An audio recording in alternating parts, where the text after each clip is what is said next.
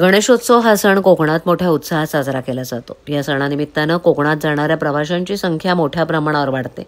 यासाठी ठाणे विभागातील प्रवाशांच्या सोयीसाठी यंदाही महाराष्ट्र राज्य मार्ग परिवहन महामंडळानं विशेष गाड्यांचं नियोजन केलंय.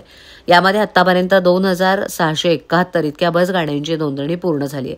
मागील वर्षाच्या तुलनेत यंदा 206 बसगाड्यांची जादा नोंदणी झाली आहे. कोकणात गणेशोत्सव, शिमगोत्सव, होळी हे सण पारंपरिक पद्धतीनं साजरे होतात.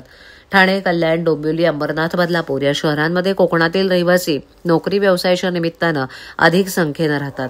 परंतु सण उत्सव साजरे करण्यासाठी ते आपल्या मूळ गावी जातात. या सर्व प्रवाशांची कोणतीही गैरसोय होऊ नये यासाठी ठाणे रेल्वे आणि एसटी विभाग दरवर्षी अधिकच्या गाड्यांचं नियोजन करत असते. त्यामुळे प्रवाशांना आधीच आरक्षण करून कोणत्याही त्रासाविना आणि गर्दीविना कोकणात जाता येतं. तसंच या अधिकच्या गाड्यांच्या नियोजनामुळे रेल्वे आणि एसटीला प्रवाशांच्या तिकीट आरक्षणातून मोठं आर्थिक उत्पन्न देखील मिळतं.